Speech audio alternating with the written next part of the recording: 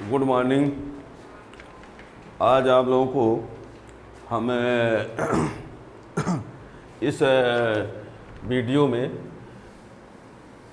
जो कोचिंग में मेरी ही कोचिंग कृष्णा ट्यूटोरियल सीधी जो टेस्ट होता है ऑफलाइन, वीकली टेस्ट होता है, वीकली मंथली, है ना। तो उस टेस्ट का पेपर का सलूशन, टेस्ट पेपर का सलूशन जो 28 मई को जो पेपर हुआ है उस पेपर का सलूशन। तो सबसे पहले तो आप लोग इस पेपर का फ़ोटो ले लीजिए, क्योंकि मेरे पास अभी पढ़ाने में जो सुविधाएं हैं वो बोर्ड जो है वो स्मार्ट बोर्ड का नहीं है, है ना। ऑनलाइन क्लास की सुविधा भी नहीं है ना। लेकिन जो पढ़ाया जाता है वो प्योर पढ़ाया जाता है, जो है ना। तो उसमें आप इसका फ़ोटो ले लीजिए इस पेपर का, और फिर उसका हम 1 बाय 1 उसका आंसर बता रहे हैं, है ना। तो जो भी टेस्ट होते हैं उन सभी टेस्ट पेपर का सलूशन यूट्यूब में आपको हमेशा मिल जाया करेगा। जिस दिन टेस्ट होता है उस टेस्ट के 1-2 घंटे बाद पेपर का सलूशन आपको यूट्यूब में मिल जाएगा। हर टेस्ट का, weekly test, monthly test, quarterly test, half yearly test, pre board test, जितने भी होते हैं सबका, ये सब कुछ होते भी हैं और उनका पेपर का सलूशन भी आपको मिलते जाएंगे, है ना। तो ऑफलाइन जो टेस्ट हुआ है उसका 28/5 यानी 28/5/2023, है ना। टेस्ट पेपर का सलूशन, टेस्ट पेपर का सलूशन, फिजिक्स क्लास 12। इसका आप हिंदी मीडियम इंग्लिश मीडियम दोनों में अलग अलग आपको प्लेलिस्ट में मिल जाएंगे, है ना। यानी आप हिंदी मीडियम का भी पेपर का सलूशन पा जाएंगे, इंग्लिश मीडियम का भी, ठीक है ना। कृष्णा ट्यूटोरियल सीधी KTS, ठीक। तो इसमें से क्वेश्चन नंबर जो पहला है, क्वेश्चन इसमें पहला नंबर ये दिया गया है, यानी क्वेश्चन पहला है सही उत्तर का चयन करना है। सही उत्तर का चयन करना है। पेपर आप लोगों ने देख लिया, उसके हिसाब से हम पूरा क्वेश्चन नहीं लिखते जाएंगे। क्वेश्चन है सही उत्तर का चयन करने में, यानी इसमें से इसका पहला नंबर, इसमें लिखा है अदिश राशि कौन सी है। अदिश राशि, आधारिता, विद्युत क्षेत्र, विभव, प्रवणता, बल दिया गया है। तो धारिता जो है वो अदिश राशि है। क्या है? धारिता अदिश राशि है। इसके अलावा जो दिया गया है विद्युत क्षेत्र वो भी सदिश राशि है, विभव प्रवणता भी सदिश राशि है, बल भी सदिश राशि है ना। और इसका जो दूसरा नंबर है, इसका जो दूसरा है इसमें लिखा है, ये क्वेश्चन है m0l-2t। ये किसका भी मीन सूत्र है। क्वेश्चन ये है कि ये किसका भी मीन सूत्र है, तो ये भी मीन सूत्र है। और विकल्प दिया है रेखीय आवेश घनत्व, पृष्ठीय आवेश घनत्व, आयतन आवेश घनत्व। तो इसमें पृष्ठीय आवेश घनत्व का ये भी मीन सूत्र है। इसका आंसर क्या होगा? पृष्ठीय आवेश घनत्व, पृष्ठीय आवेश घनत्व, ये पृष्ठीय आवेश घनत्व का भी मीन सूत्र है। फिर लिखा हुआ है इसमें 2 स्टेटमेंट दिए गए हैं। अब आप पेपर से ही पूरा आप देखेंगे, वैसे जो हम बोलेंगे उसको सुनो। एक स्टेटमेंट एक्स में लिखा है, एक्स में एक्स स्टेटमेंट है कि निरक्षीय स्थिति में विद्युत विभव शून्य होता है। निरक्षीय स्थिति में विद्युत विभव शून्य होता है। और वाई स्टेटमेंट है कि द्विध्रुव के मध्य बिंदु पर तीव्रता शून्य होती है। एक स्टेटमेंट एक्स है जिसमें कहा निरक्षीय स्थिति में विभव शून्य होता है, और दूसरा स्टेटमेंट वाई है जो कहता है कि द्विध्रुव के मध्य बिंदु पर तीव्रता शून्य होती है। फिर बाद में विकल्प में दिया है कि एक्स वाई दोनों सही है, यानी एक्स स्टेटमेंट वाई स्टेटमेंट दोनों सही हैं। फिर लिखा है एक्स और वाई दोनों गलत हैं। फिर कहता है एक्स सही है, वाई गलत है। फिर एक है कि एक्स गलत है, वाई सही है। तो इसमें आप लोगों को बता दें निरक्षीय स्थिति में विद्युत विभव शून्य होता है, ये सही है। और द्विध्रुव के मध्य बिंदु पर तीव्रता शून्य नहीं होती है, ये गलत है। शून्य होती है, ये गलत है ना। तो यानी एक्स सही, वाई गलत। तो यानी सी नंबर एक्स सही और वाई जो है वो क्या है? गलत है। ठीक है ना। चौथे नंबर में क्वेश्चन बोला है समांतर पेड़ संधारित्र की धारिता का सूत्र क्या होगा। समांतर पेड़ संधारित्र की धारिता का सूत्र होता है, कई सूत्र दिए हुए हैं, उनमें से सी नंबर सही है, सी इक्वल टू ए के F lawn not upon D. और पाँचवें नंबर में बोला है कौन सा कथन सत्य है। 4 ठो स्टेटमेंट लिखे गए हैं, उनमें से बोल रहा है कौन सा सही है। तो इसमें लिखा है गोली चालक की धारिता त्रिज्या के अनुक्रमानुपाती, अक्षीय स्थिति में तीव्रता दूरी के अनुक्रमानुपाती, एनसी इनवर्स विद्युत फ्लक्स का मात्रक है, विभव प्रवणता अदिश राशि है। तो इसमें से पहला सही है, पहला नंबर है ना, ए नंबर, इसका ए नंबर है गोली चालक की धारिता त्रिज्या के अनुक्रमानुपाती, यानी गोली चालक की धारिता त्रिज्या के अनुक्रमानुपाती, ये स्टेटमेंट सही है। इसके अलावा जितने लिखे हैं गलत हैं। अनुक्रमानुपाती होता है, गोली चालक की धारिता त्रिज्या के अनुक्रमानुपाती होता है। फिर है क्वेश्चन नंबर आगे ये लिखा है रिक्त स्थान, रिक्त स्थानों की पूर्ति। तो रिक्त स्थानों की पूर्ति के लिए ये तो 5 हो गए, अब यहाँ से 1 से शुरू हो रहा है ना। तो इसमें देखिए रिक्त स्थानों की पूर्ति में आंसर हम लिखेंगे। पेपर आप लोग वहाँ से फ़ोटो उसका देख लिए होंगे, उसके हिसाब से समझना है ना। अब तो इसमें देखिए पहला क्वेश्चन ये बोलता है संधारित्रों को श्रेणी क्रम में संयोजन में धारिता। जब संधारित्रों को श्रेणी क्रम में जोड़ा जाता है तो ये पढ़ाया गया है। यदि आप इन किसी भी क्वेश्चन का डिटेल में जानना चाहते हैं तो प्ले लिस्ट में सब कुछ है। यदि श्रेणी क्रम संयोजन के लिए व्यंजक पढ़ाया गया है ना, तो प्ले लिस्ट में ही सभी का डिटेल है। जहाँ कोई भी क्वेश्चन आपके सामने मन में आता हो, यहाँ तो हम सिंपल आंसर आए बताएंगे उसका। तो संधारित्रों के श्रेणी क्रम संयोजन में धारिता का मान घटता है ना। रिक्त स्थान में पहला नंबर में तो धारिता का मान क्या है, घटता है, लिखना पड़ेगा। पहला इसका आंसर होगा। धारिता का मान क्या होता है, श्रेणी क्रम संयोजन में धारिता घटती है या घटता है, जो भी कहिए। परावैद्युतांक माध्यम में धारिता, परावैद्युतांक माध्यम में धारिता का मान बढ़ता है। ये परावैद्युतांक माध्यम में बल घटता है, विभव घटता है, तीव्रता घटती है, ऊर्जा घटती है, लेकिन धारिता का मान जो होता है वो बढ़ता है। पृथ्वी से संबंधित किसी चालक का विभव, यदि कोई चालक पृथ्वी से संबंधित है तो उसका जो विभव होता है वो क्या होता है, शून्य होता है। ठीक, पृथ्वी से संबंधित किसी चालक का विभव क्या होता है, शून्य होता है। फिर लिखा है समांतर पेड़ संधारित्र की धारिता को कम करने के लिए प्लेटों के बीच की दूरी को 1c बराबर होता है a के F lawn not upon D. समांतर पेड़ संधारित्र की धारिता का ये सूत्र होता है। इसमें कह रहा है कि यदि हम इसको कम करना चाहते हैं, इसको कम करना चाहते हैं तो दूरी को बढ़ाना पड़ेगा। धारिता कम करने के लिए इसको बढ़ाना पड़ेगा या इसको घटाएंगे तो ये बढ़ेगा।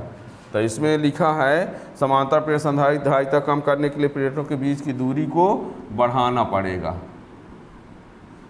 पड़ेगा, इसका ये खाली स्थान। विभव प्रवणता एक ऐसी राशि, विभव प्रवणता जो है वो सदिश राशि है। विभव प्रवणता सदिश राशि, ठीक है। और 6वां नंबर, 1 फैरड बराबर होता है 9 × 10⁻11 स्थायित्व फैरड।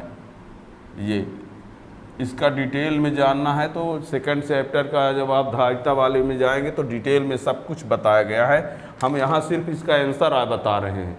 यदि हर एक का डिटेल चाहते हैं तो प्ले लिस्ट में आप जाएंगे तो सब के बारे में पा जाएंगे, है ना। जहाँ विद्युत धारिता पढ़ाया गया है वहाँ पर मात्रक भी सूत्र सब के बारे में डिटेल में है। यहाँ पर हमको सिर्फ इसका आंसर बता रहे हैं। 7वां नंबर, धातुओं का परावैद्युतांक। धातुओं का परावैद्युतांक जो है अनंत होता है। धातुओं का परावैद्युतांक कितना होता है, अनंत होता है। फिर लिखा है संधारित्रों के समांतर क्रम संयोजन में सभी संधारित्रों के लिए कौन सी राशि समान होती है। तो जब संधारित्रों को श्रेणी क्रम में जोड़ा जाता है तो सभी का आवेश समान रहता है, और जब समांतर क्रम में जोड़ा जाता है तो सभी के लिए विभव या विभवांतर समान रहता है। सभी के लिए विभव समान रहता है। ये फिर 9वां, उसमें 9वां, 1 माइक्रोफैराड धारिता वाले गोली चालक की त्रिज्या, एक फार्मूला होता है C = 4 pi epsilon not R। बोल रहा है कि एक गोली चालक है, उसकी धारिता 1 माइक्रोफैराड है, तो 1 माइक्रोफैराड मीन्स 10⁻⁻⁶, तो 4 पाई एप्सिलॉन नॉट R। इसको इधर भेज देते हैं तो 1/4 पाई एप्सिलॉन नॉट 10⁻⁻⁶ = R। इसका मान होता है 9 × 10⁹, तो ये 10⁻⁻⁶, तो ये आ गया। कितना आएगा? 9 × 10⁻³ मीटर R का मान, या इसी को R बराबर कोई चाहे तो 9 किलोमीटर लिख सकता है। तो इसका आंसर 1 माइक्रोफैराड धारिता वाले गोली चालक की त्रिज्या जो होगी वो 9 किलोमीटर या कोई चाहे तो 9000 मीटर लिख सकता है। ठीक है ना। फिर कहता है 1 इलेक्ट्रॉन वोल्ट बराबर 1.6 × 10⁻⁻19 जूल होता है। ठीक। समविभव पृष्ठ में विद्युत बल रेखाएं समविभव पृष्ठ के लंबवत होती हैं, तो इसमें क्या होगा? लंबवत। इसमें लिखा है समविभव पृष्ठ में विद्युत बल रेखाएं कैसी होती हैं? तो लंबवत होती हैं। आयतन आवेश घनत्व का मात्रक जो होता है कूलाम प्रति मीटर क्यूब्ड होता है। क्या है कि रो बराबर होता है Q/V। Q क्या है? आवेश है, तो कूलाम। अब भी आयतन है तो आयतन का होता है मीटर क्यूब्ड, तो कूलाम पर मीटर क्यूब्ड। ये 12 नंबर प्रश्न में आपको बता दें, पेपर में 13 नंबर क्वेश्चन मिस है, यानी 13 नंबर है, ये नहीं है। 12 के बाद 14 आ गया है। ठीक है ना। तो 14 नंबर में देखिए लिखा है छोटे विद्युत द्विध्रुव के अक्षीय स्थिति में विभव, अक्षीय स्थिति में विभव बताया गया है। इसका डिटेल भी आप प्लेलिस्ट में जाके देख सकते हैं। तो अक्षीय स्थिति में विभव का मान जो होता है 1/4 पाई एप्सिलॉन नॉट P/R² होता है। जब बहुत छोटा विद्युत द्विध्रुव होता है तो उसके लिए ये होता है फार्मूला विभव का। फिर 15 नंबर में बोला है एप्सिलॉन नॉट का मान, तो इसका मान होता है 8.85 × 10⁻⁻12 N-1 मीटर-2 कूलाम स्क्वायर। ठीक है ना। ये भी का मान देख लो, पढ़े दे रहे हैं 1/4 पाई एप्सिलॉन नॉट P/R² है। P द्विध्रुव आघूर्ण हो सकता है, यहाँ दिखता ना हो चमक की वजह से, है ना। ये 16 नंबर, किसी वस्तु को धन आवेशित करने पर उसका द्रव्यमान घटता है। जब किसी वस्तु को धन आवेश दिया जाता है, धन आवेश देने का मतलब होता है उसके इलेक्ट्रॉन निकल जाना, और इलेक्ट्रॉन जब निकलेंगे तो उसका इलेक्ट्रॉन का कुछ द्रव्यमान होगा तो वो भी निकल जाएगा, तो द्रव्यमान कम हो जाएगा। यानी किसी वस्तु को धन आवेशित करने पर द्रव्यमान घटता है, और ये भी जान लो कि ऋण आवेशित करने पर बढ़ता है। ठीक है ना। 17 नंबर में ये बोल रहा है कि Q1 Q2 greater than 0, Q1 और Q2 का गुणनफल 0 से बड़ा है, तो इनके बीच लगने वाला बल किस प्रकृति का होगा? तो जब दोनों का गुणनफल 0 से बड़ा है तो इसका अर्थ हुआ कि दोनों या तो धन होंगे या ऋण होंगे। तो दोनों स्थितियों में क्या होगा? प्रतिकर्षण प्रकृति का बल होगा। प्रतिकर्षण प्रकृति बल किस प्रकृति का होगा? प्रतिकर्षण। यदि यही दोनों का गुणनफल 0 से छोटा होता, ये भी जान लो, तो आकर्षण होता उसका आंसर। 18 नंबर, यदि पृष्ठ विद्युत क्षेत्र के समांतर है, कोई पृष्ठ है वो विद्युत क्षेत्र E है, ये यस और E समांतर हैं, तो यस और E समांतर होने पर फाई क्या होता है? 0, है ना। तो जब पृष्ठ विद्युत क्षेत्र के समांतर है तो विद्युत फ्लक्स शून्य होता है। विद्युत फ्लक्स क्या होता है? शून्य होता है। 19 नंबर, एक समान विद्युत क्षेत्र में विद्युत क्षेत्र रेखाएं परस्पर, विद्युत बल रेखाएं विद्युत क्षेत्र रेखाओं के गुण में हमने पढ़ा है, इसको भी डिटेल में आप प्लेलिस्ट में पढ़ सकते हैं। तो एक समान विद्युत क्षेत्र में विद्युत क्षेत्र रेखाएं परस्पर समांतर होती हैं। कैसी होती हैं? समांतर। इसका आंसर 20 नंबर, परावैद्युत माध्यम में विद्युत स्थितिज ऊर्जा घटती है। आप लोगों को बताया गया है परावैद्युतांक माध्यम में यदि बल की बात करें तो घटता है, तीव्रता का मान घटता है, विभव का मान घटता है, ऊर्जा का मान घटता है, धारिता भर जरूर बढ़ती है। तो यहाँ पर ऊर्जा की बात की है तो घटेगी। 21 नंबर, अदिश राशि, यहाँ बोल दिया है खाली स्थान अदिश राशि है। तो आप दुनिया में जितनी अदिश राशि जानते हैं किसी को लिख दो, ऐसा प्रश्न है। अदिश राशि है, हैं अदिश राशि है, कोई भी अदिश राशि का नाम लिख दो। लीजिए कार्य अदिश राशि है। अब कहेंगे 12वीं क्लास का पेपर है, अरे तो आवेश लिख दो, विभव लिख दो, पर अब ये तो है नहीं कि क्या लिखना है। अदिश राशि बोला है तो कार्य ही तो अदिश राशि है, विभव अदिश राशि है, ठीक है ना। विद्युत धारा अदिश राशि है, कोई भी लिख सकते हो। 22 नंबर, एक समान विद्युत क्षेत्र में विद्युत द्विध्रुव पर परिणामी बल। एक समान विद्युत क्षेत्र में जब कोई विद्युत द्विध्रुव को रखा जाता है तो उस पर जो परिणामी बल होता है शून्य होता है। होता क्या है कि एक समान विद्युत क्षेत्र में जब विद्युत द्विध्रुव को रखेंगे तो एक आवेश माइनस क्यू रहता है, एक आवेश प्लस। तो जब आवेश बराबर है, विद्युत क्षेत्र बराबर है, तो लगने वाला बल बराबर होगा। एक दिशा विपरीत होगी तो परिणामी बल क्या होता है, उसका शून्य होता है, परिणामी बल शून्य। 23 नंबर, किसी घन के एक पृष्ठ से गुजरने वाला फ्लक्स। कोई एक घन है और उस घन के अंदर कोई आवेश है, तो उसके एक पृष्ठ से गुजरने वाला विद्युत फ्लक्स कितना होगा। तो घन के एक पृष्ठ से गुजरने वाला फ्लक्स गास प्रमेय से होता है, गास प्रमेय से होता है फाई बराबर क्यू अपान अफलान नाट। कहाँ लिखें, दिखता है कि नहीं। फाई बराबर होता है क्यू अपान अफलान नाट। ये 6 पृष्ठ का विद्युत फ्लक्स है। कितने पृष्ठ का, 6 पृष्ठ का, क्योंकि घन में 6 पृष्ठ न होते हैं। तो जब 6 पृष्ठ का विद्युत फ्लक्स ये है तो एक ठो का कितना होगा, तो बाटे 6 कर देंगे। तो इसका आंसर होगा फाई बराबर Q upon 6 epsilon not, 6 epsilon not, ठीक है। इसके बाद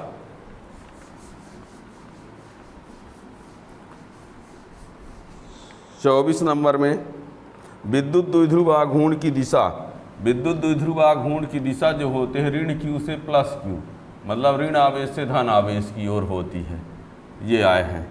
25 नंबर, आवेश का प्रवाह। आवेश का जो प्रवाह होता है उच्च विभव से निम्न विभव होता है, उच्च विभव से निम्न विभव। आवेश का जो प्रवाह होता है उच्च विभव से निम्न विभव होता है, की ओर होता है। 1 माइक्रोकूलम में इलेक्ट्रॉनों की संख्या।